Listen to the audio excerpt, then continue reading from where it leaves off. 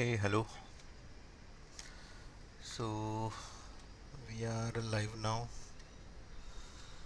Let me just check my voice. Is it clear? Yes. Hey, hello. Yes, perfect. Fine. So let's start with our session. So let me remind you that every Saturday we are coming live for this session, right? So every Saturday at 10 a.m. we come live and we talk about software testing. These sessions are helpful for the one who is not aware of the software testing or who want to start the career in software testing, and also who are already working in a software testing and who wants to revise the manual testing concepts. Fine. So to take the best benefit of it, I have suggested you to join my Telegram group. So using this link, so amoluzagare.com/telegram. This link is also given in the description of this video. You have to just open this, and better open in mobile. Okay, and make sure that this Telegram app should be installed.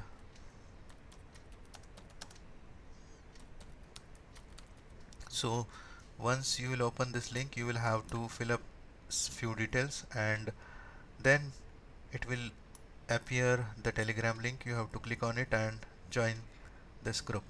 So once you will join this group, what will happen? You will keep on receiving the notes of whatever I'm going to share, right?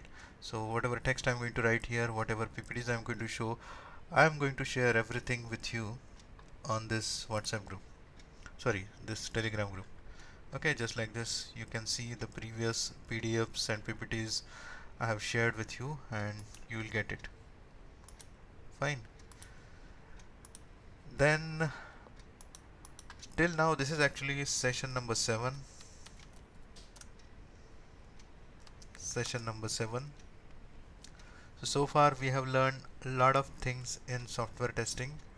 Basically, the software testing is a process of evaluating or exercising a software product. It might be a web application or it might be a desktop application. So when you evaluate or when you exercise the software product in order to find a bug, so this process is called as software testing. Okay, and today we are going to see two important things from software testing. First is principles of software testing, and second one is bug life cycle. Okay, so one by one let's address each and everything. So principles of software testing. Look at this. So there are actually 7 principles of software testing. Let me list them out first and then we will see them one by one. So the first principle of software testing is, okay, so let me just number it as A and this as B. So the first principle of software testing is testing is context dependent. Second one is exhaustive testing is not possible. Okay, I'll write down first all of them. So third one is early testing. Okay, this is one of the testing principle. The fourth one is defect clustering. Then we have pesticide paradox. Then testing shows presence of defect. Okay, I'll just write down them at one point first.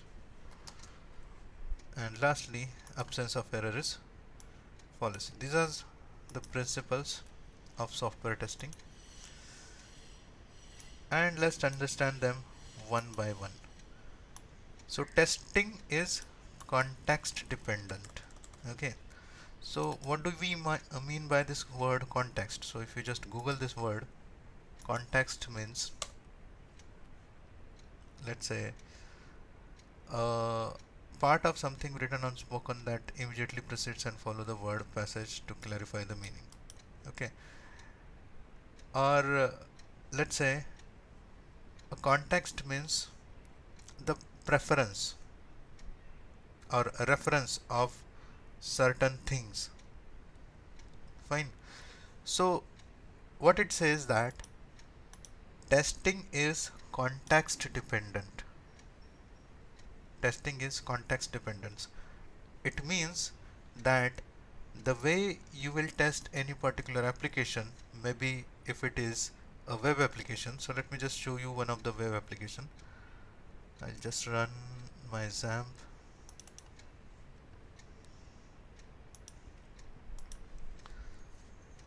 Okay, so look at this. This is one of the web application, and in case if I want to test it, so I will test it in a particular way. Okay, I will log in into it and I will check for its dashboard, then for its different tags, right? So different functionalities as it has. So I'll just go through this web page and I will just check each link and I will test the things, right? So this will be my web application testing, web testing. Fine. Let's suppose if I want to test any desktop application, for example, let me show you some practical example. So let's say this is PC remote. Okay, so this is a web application which is used to connect this is the desktop application which is used to connect your mobile to your uh, local machine. Okay, so if you want to test this, then testing context will be different. Means what I'm going to do is I'm going to connect my mobile through uh, same Wi-Fi what my laptop or my computer is connected with, and then I will open this PC remote application on my mobile, and then I will check whether it is working fine or not. Okay, so if you want to see, I'll just show you the testing of it. So here this application, desktop application, is been opened, right? So here there are certain settings and all that, so I can just test for this. And let me just open the same software on my mobile, and I can share my mobile screen also with you. So let me just open it, because my mobile is also connected with this machine on the same Wi-Fi. So PC remote, this is the web application. So I'll just connect it and I'm going to share. So you see here PC remote receiver, right? So my mobile, I have started from my mobile, so this pop-up it should appear. Now look at this. I'm going to share my mobile screen on my laptop. So look at this, my mobile screen is now shared. Okay, and here you can see this PC remote. This is the application with the help of which I can just connect to my machine and I can operate my machine. So here you see this is the touchpad, and using this touchpad I can move my mouse and cursors and all that. Okay, so let me just disconnect this. Okay, so you see how I have connected my machine and my mobile to the laptop, and I have used mobile uh, to operate my machine, okay, my PC. So see, these two are different applications. Okay, mobile application connected with this PC remote application. So this is a different application. So the way I test it, its context is different, totally different, and the way I test any web application, its context is different. Means references or preferences that I'm going to use in the web testing will be totally different than that of the references and preferences that I'm going to use in this PC remote, or this is a desktop application, or uh, it's it's one of the child application, you can say it is in mobile. So the context is different, so testing is context independent. Okay, so this was the first principle. Testing is context dependent, means the way you test the web application is different than the way you test, let's say, mobile application. Okay, so this was the first testing principle. Second principle is exhaustive testing is not possible. Okay, so it is recommended that whatever application that comes across you, you have to check it thoroughly. For example, this is a chat server application, and let me just show you. Suppose I'm just opening it on the web, and see, this application is something wherein on one of the website this chat box is there, and what I can do is I can send some chat messages from here, and let's say the backend people who are actually are a part of this hotel, they will actually receive my messages and they will respond to me. Okay, so I'll just do login.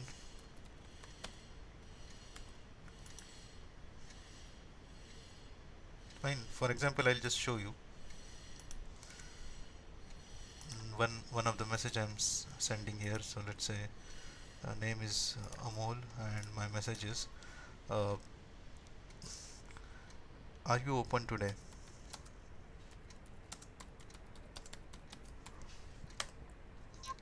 Okay, so I can see one of the message I have received.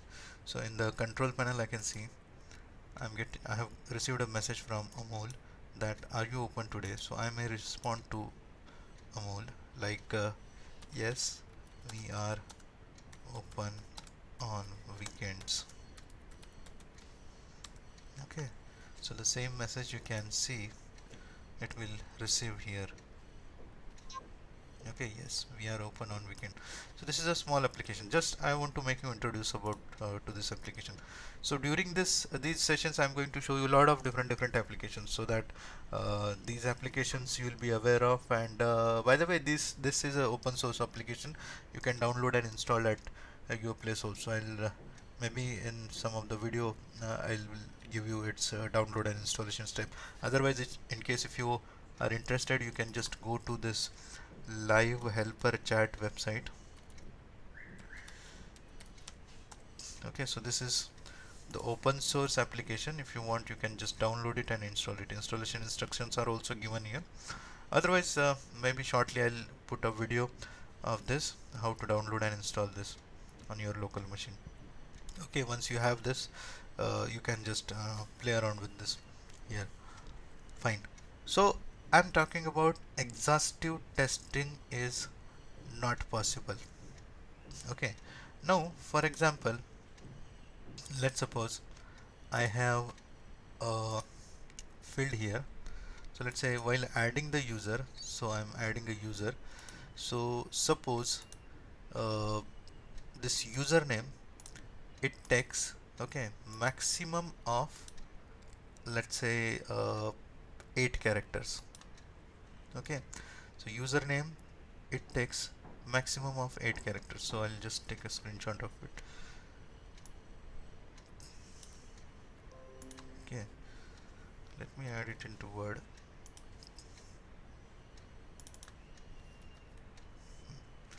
So username text box takes, let's say, only 8 character word. Fine. So username text box takes 8 character word, and let's say minimum 4 character. Okay, means your username should be at least 4 character long, and maximum of it can have as 8 character. Okay, 4 to 8 characters. Fine. So in between 4 to 8 characters you have several test cases, right? So you may have a word with, let's say, uh, 5 characters, and in the 5 characters you can have different combinations of characters over here.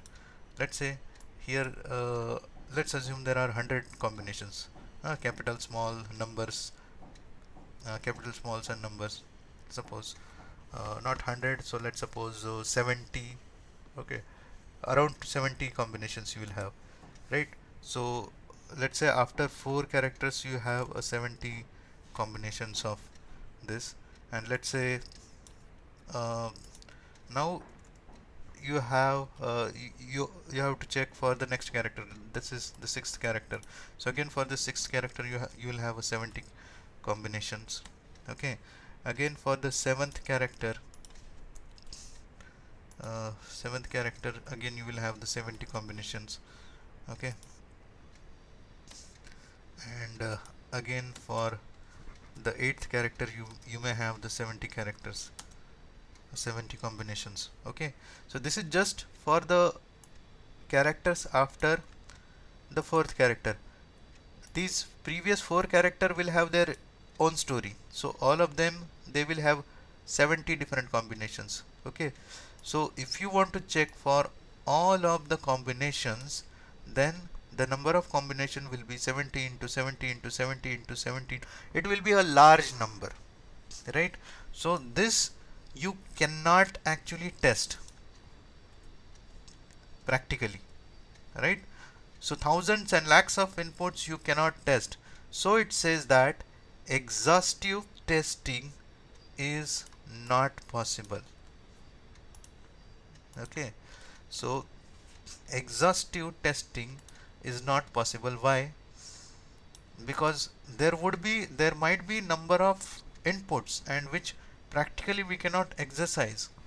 So one of the best solution we have already seen for such a operation is, if you remember, either you can use boundary value analysis.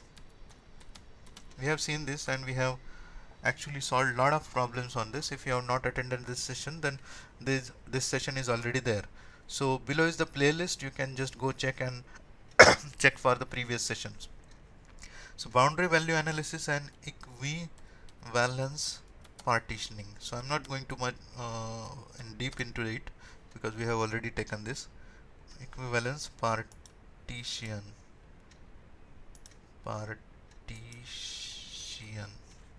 Okay, these two things are there wherein we can just get the list input of it and we can test it.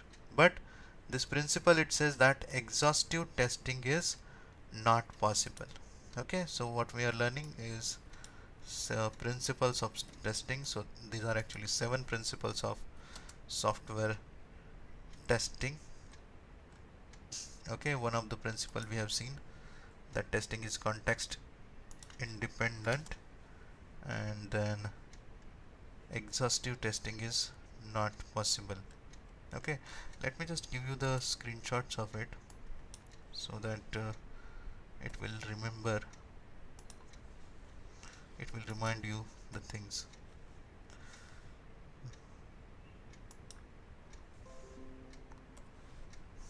Just 1 second.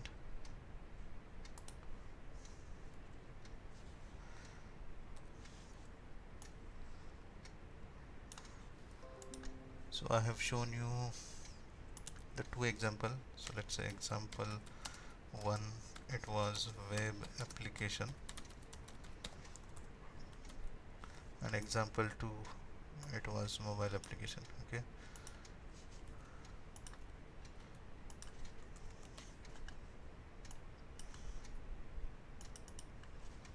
mobile application connected to desktop. Okay, let me just add one of the screenshot here.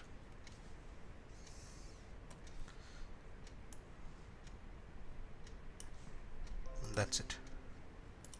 Okay, so these two applications we have seen. I'm going to share these notes with you. That's why I'm just writing it very properly, so that you can have the reference of it very properly. So once you are connected to that Telegram group, so in that Telegram group I'm going to share this PDF with you. Okay, so I'm just writing it very properly. You should not have any trouble in understanding this. Okay, two principles we have seen. Testing is context dependent. Second one is exhaustive testing is not possible. Okay, so yes, let's see what is the next principle. So the next principle is early testing. Early testing. Now what does it mean? Okay, so we have seen so many times, if you start testing early, your bug fixing cost will reduce a lot, right? So if you start testing early, the bug fixing cost will reduce a lot. Okay, so let's suppose this is an application, and suppose while preparing this application in the different phases, we will have different phases, and in the initial phase itself, if there is a mistake been done, for example, let's suppose this is a chat server application at first level, so people are gathering the requirements.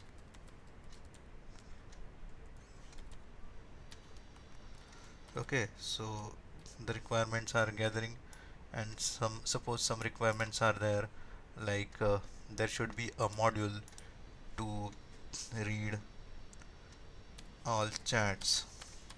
Okay, then assign chats to different users. Okay, and then users can respond. Okay, now suppose somebody is sending you the chats, and the functionality is as such that you should be able to read all the chats. The admin should read. So I'll write here, admin reads all chat. Admin reads all chats and assign to different user, and users can respond. So suppose these are the functionality here, and let's suppose at the first level itself, the people who are taking the requirement, they, let's say, misses let's suppose they miss this requirement, like assign chats to different user. So what will happen? So maybe in the further step, the design will be made in such a way that, so anyone, let's say, whatever the chats are being received in the system, so let's say maybe a bug will produce like this.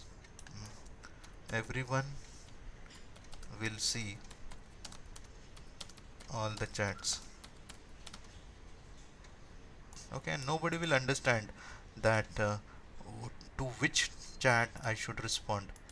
Okay,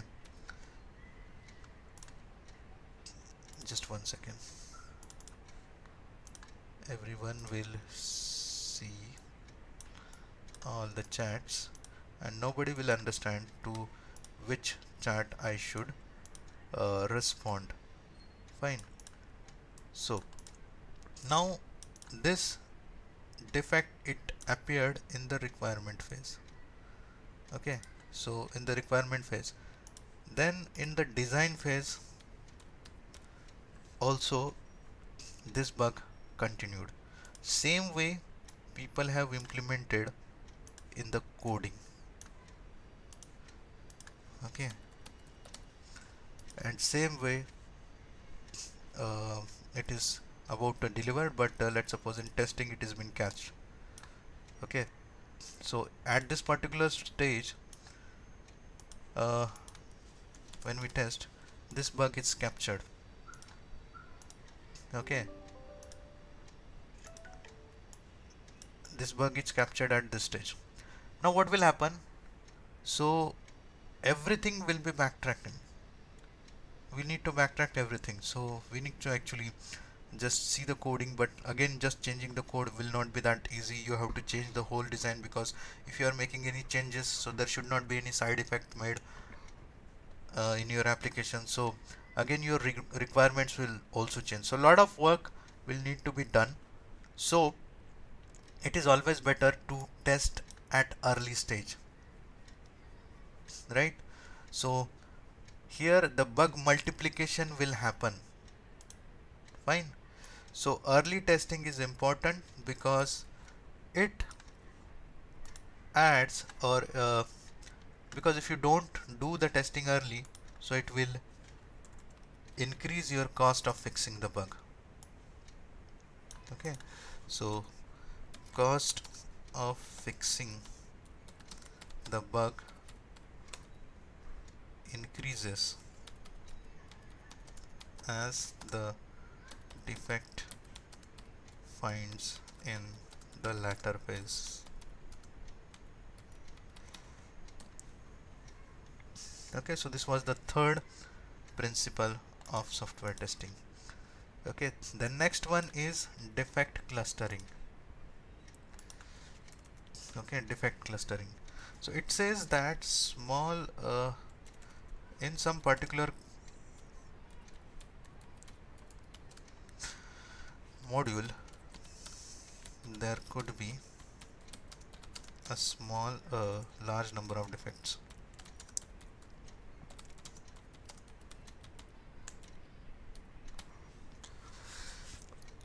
Okay, so the principle of software testing, that is the defect clustering, it says that in a particular module there could be a large number of defects. Let's suppose this is an application. Okay, and let's suppose we have certain module. So let's suppose this is a module setting. So user, then auto login setting, list of group settings. Okay, lot of different settings are there, right? So see here, while creating the user, if you just see, let me just edit this user. So here there is user groups, right? And also assigned departments is there, then pending chats is also there, permission is there. Okay, so let's say assigned department and this user group, department and group, these are connected to this particular user. Okay, so suppose if a fault, or let's say a bug comes in this particular module, so let's say users, right? So one bug may create some different problems there, and you can get a lot of bugs at one module itself, right? So it says that there could be a lot of bugs if you start finding the bugs, so there would be a lot of bug in a particular module, right? And it comes because of the effects side effects of maybe a bug or fixing of a bug. Maybe if one bug comes, it can make a side effect, or let's say maybe if one bug is fixed, so there could be also some side effects, and you can get lot of bugs at just one place itself. Okay, and this is called as defect clustering. Okay, the next principle it says that pesticide paradox. Okay, so this one is the pesticide paradox. Okay, this is quite interesting. You know,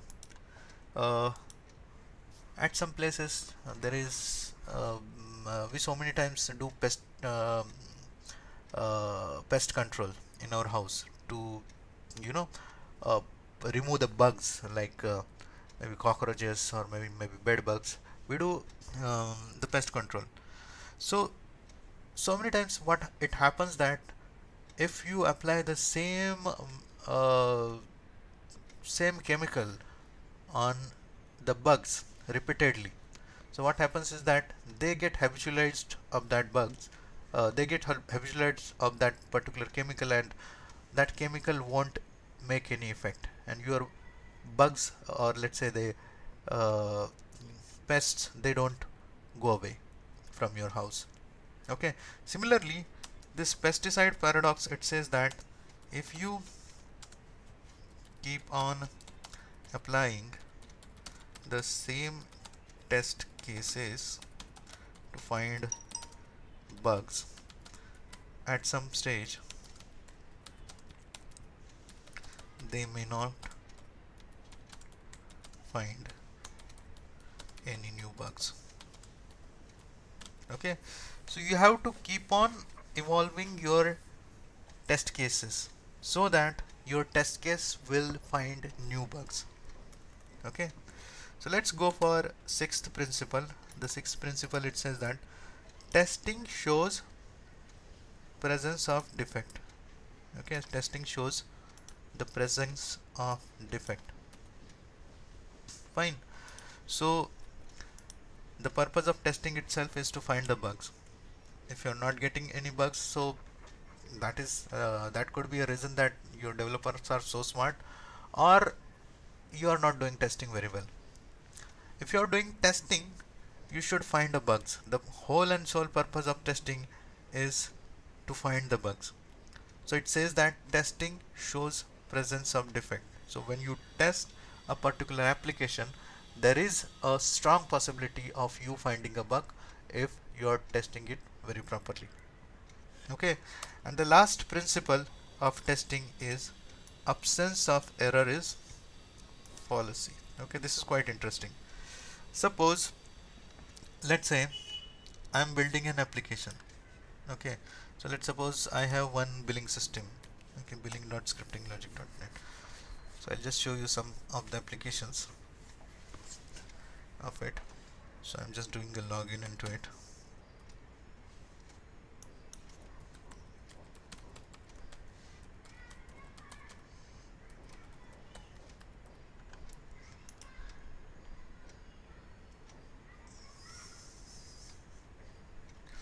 Okay, suppose uh,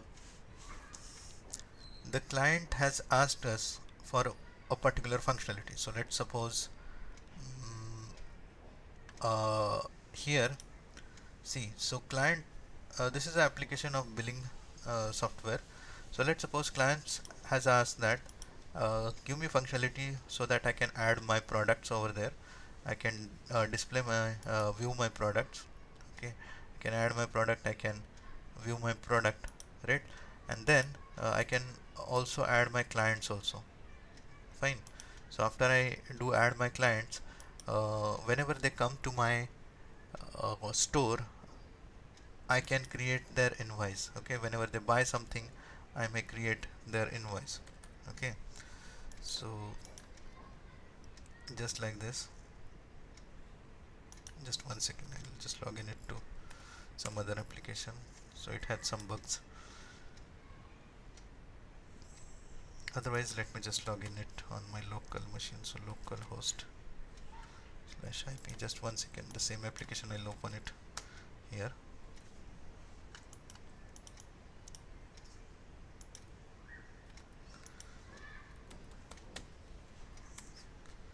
Okay.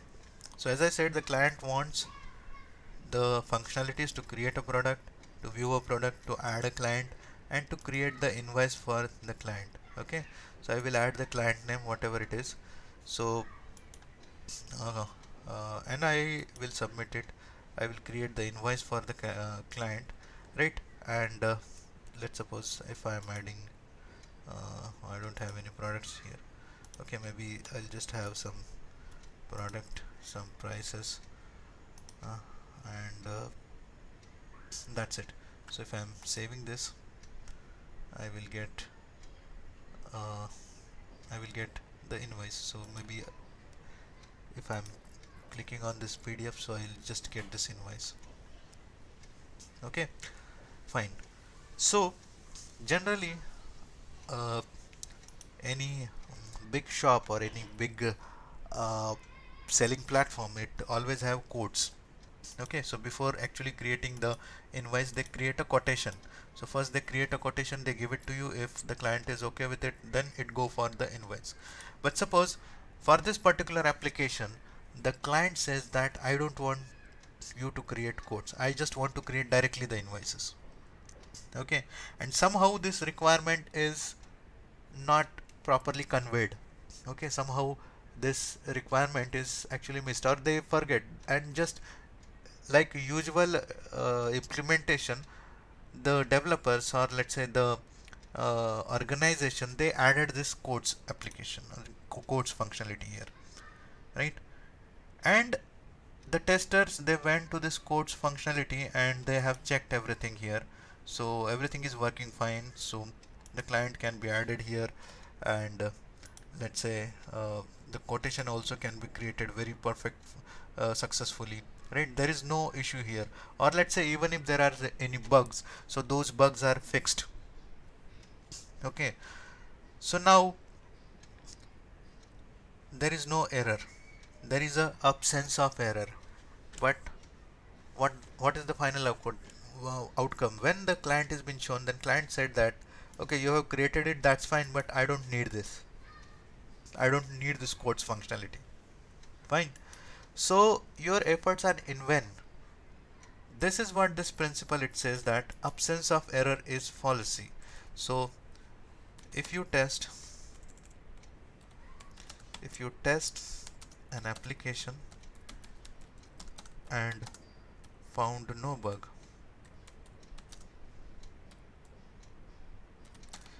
in particular module,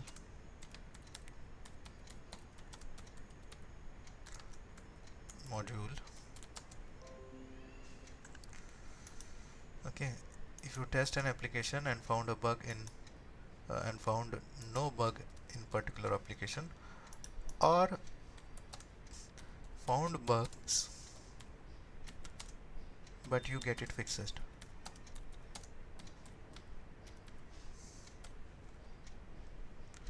and this module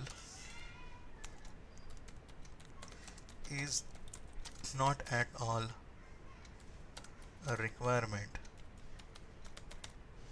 and if this module is not at all a requirement, so it doesn't matter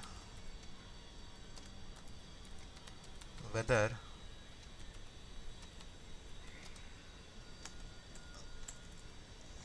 there are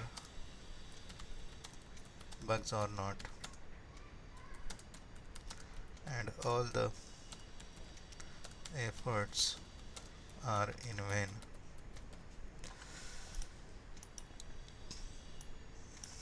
Okay, and this is the principle of absence of error is a fallacy.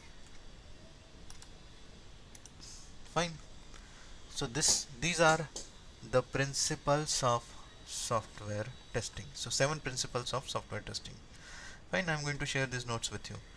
So are you liking these sessions? Are you getting some knowledge out of it? I'm just trying to explain you the things based on my experience. Okay, so these concepts are there, but how they are related to the real-time application in the organization, I'm just trying to put that essence to the concepts. Fine. So friends, if you are liking these sessions, please hit the like button right now on the video below it, right? If you are still not subscribed, please do subscribe to this channel. Okay, don't worry, the session is not over. We have yet to complete one more topic, that is bug lifecycle, and I hope you have shared this video also with your friends. I hope you have shared the entire playlist, uh, the telegram group, with also with your friend, because these are the free sessions here. Okay, so next thing I would like to discuss with you is the bug life cycle. Okay, this is also one of the important thing in the software testing, and uh, in an interview this question is most popular. So bug life cycle. So you may find different diagrams on different websites, but the most appropriate and the feasible diagram I got is this. Okay, I'll just show you. So this is the most appropriate diagram I feel you should have with us. Okay, so this diagram is the best explanation of the best bug life cycle or the defect life cycle we have. Okay, see, when you do testing, you find a bug, and when you find a bug, right? So you have to do some activities, some procedures you have to follow. Fine. Suppose a tester finds a bug. Okay, just 1 second. Suppose a tester finds a bug. Fine. The moment the tester finds a bug, its status is new. Fine. And this bug is reported first. But before this bug is assigned to any developer to fix it, the manager or any lead will analyze this defect, whether this defect is a valid defect, is it already reported, or is it in scope. So what do you mean? Suppose a bug is reported, and if it is not a valid bug, okay, let me give you an example of it. Suppose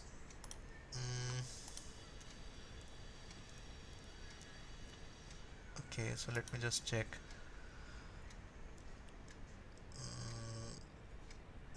Very good example I have.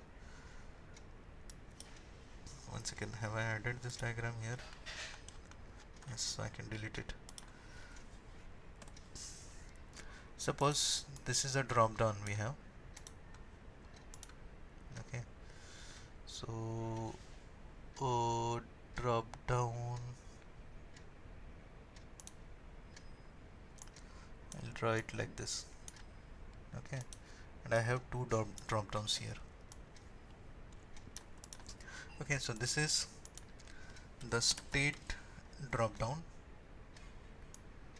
and this is city drop down. Fine. So you might have come across such a drop downs at many places. So suppose you select a state from here, and once you select the state, then only the cities they populate here, right?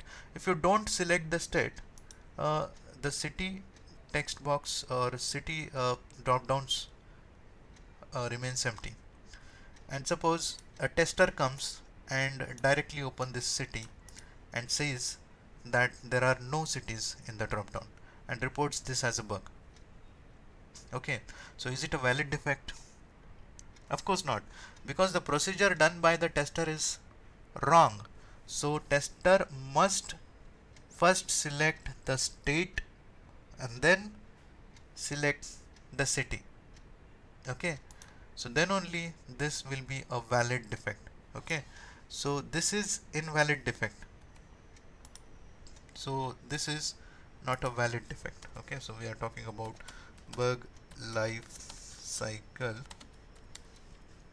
Okay, not here, bug life cycle, and let's say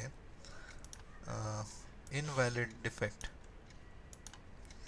Invalid defect is selecting a city without selecting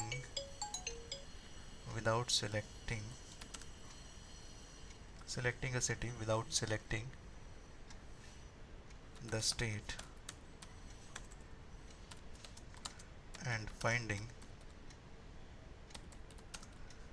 the city drop down empty.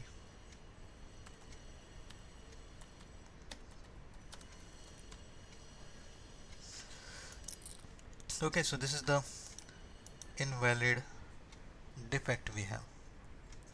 Fine. So if it is not a valid, then you have to reject it, right? So you have to reject the defect if it is not valid defect. Okay, so its status will be rejected. So first the status will be new, and if the defect is not a valid defect, then it will be rejected.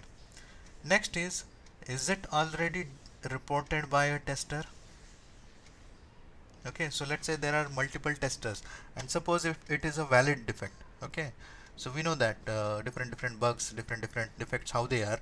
So if a defect is been reported and it is valid also, but let's suppose the same defect, if it is reported by another tester, then also it is rejected. Okay, its status will be duplicate. Okay, so earlier for the previous one the status will be rejected, and for the already reported bugs the status will be duplicate. Okay, now next stage, suppose this is a valid defect and it is not already reported by the tester. The next phase, it is checked that whether is it in scope. Means suppose that there are some valid defects, there are some valid bugs, but those are to be fixed, or those are to be implemented in the further release of the product. For example, okay, let's see this. Let's see this. Here in this application, suppose if you just simply add the client and don't add any details here and click on save, maybe this client already exists, I'll just add some new client and click on save button, and the record successfully created. Fine. So here you see, without adding the other details the client is still added, but the tester feels that there should be some validation to this application. So without entering the other details, at least there should be some compulsory details, those has to be entered. But let's say this we will fix in the next release, because right now if you do the positive testing it is working fine, so that's fine, that's okay.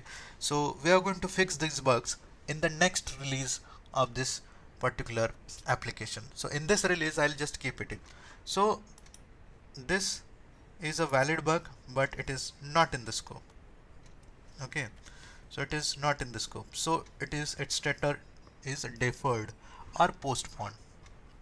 Okay, now finally, this is a valid defect, this is a valid defect, this is not already reported by any tester, and this is also in the scope. Okay, so this is a defect which is a valid defect, it is not already reported by any tester, and this has to be fixed in this release of the version only. So what happens, the bug is assigned to the developer, and developer starts fixing the code. Okay, and its status is now in progress. Fine. And once the code is fixed, the status becomes fixed, and again tester retests the code. If the test passes, if the test is passed, then the status will be closed, otherwise it will be reopened and assign it back to the developer, and the process continues unless and until this bug is fixed. So this is called as retesting. Okay, this particular phase is called as retesting. Now this question will be asked once you come across this bug life cycle. So you'll see that this will be a retesting, then the question will be asked, what is the difference between retesting and regression testing then? Okay, so retesting is testing of already fixed bug for checking whether it is fixed or not, and regression testing is testing of a bug, testing of the already fixed bug in order to check its side effect. Okay, so let's just quickly see the difference of regression testing and retesting. Can I have it? Okay, I don't have it still. I'll just write down here. Okay, so retesting is testing whether testing of a recently fixed bug to check is it fixed or not. Okay, and a regression testing is testing of a recently fixed bug to check the side effect of the fixing of the bug. Okay, so generally while doing the regression testing, we do a lot of different areas. We do the testing of lot of areas of the software which are actually connected to that module. Okay, so this is the regression testing. Fine. So I hope you are clear with this. Fine. Now before I close this session, I would like to give you one more information. But by the way, if you have liked this session, please don't forget to like this video, because when you will like this, the YouTube algorithm will share this video with a lot of different people, and they can take the benefits of it. So if you have any question or any concern or any feedbacks, if you have if you are liking this session, so you can write into the comment, right? So if you have any questions, so I would love to answer those, and whatever comments you will add, I personally will read them, and it will encourage me to create more and more such sessions, right? So if you have not subscribed, please do subscribe to this channel. And before I close, let me just introduce one thing. uh, Actually, I'm going to start one API testing batch from coming Wednesday. Okay, from 2nd of uh, from the 2nd of the March. Okay, let me just introduce the timings. Okay, so just 1 second.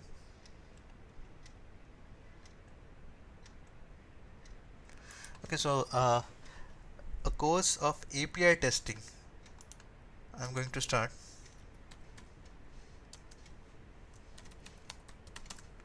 from 2nd March 2022. The timing will be 6:30 a.m. daily, 1 hour, Monday to Friday. Duration is 1.5 month. Okay, so in this training, along with my mentorship, you are going to get daily recording, and its lifetime access will be given to you. You will get my personal connect. You can repeat this course any number of times. So by the way, in short, I'll tell you what is API. Okay, whatever application you see, whatever application I'm showing to you, so most of the application, they have a REST API or the SOAP API in their backend. Okay, so tester has also one of the responsibility in case if you just go beyond the manual testing. So automation testing and web API testing, this web API testing, they are actually getting more and more popular. So the application that you see, for example, this application itself, it has different web APIs. Okay, so our job is again not to just create these web APIs, but to test it. Okay, so it is also called as backend testing. So there are different REST APIs, some URLs are there, and our job is to test these APIs using some tools like SOAP UI, POSTMAN, REST assured libraries. So when you do the testing part of it, you can uh, uh, uh, in the testing part of it, you just hit the request and see the response with the help of different tools. Fine. So how to do that? So it's complete training I'm going to give for in this 1.5 months course. So in case if you are interested, so details are given in this particular link. Okay, so the course content is here. Okay, what we are going to learn in this course, right? and let me just demonstrate you. The course content would be we are going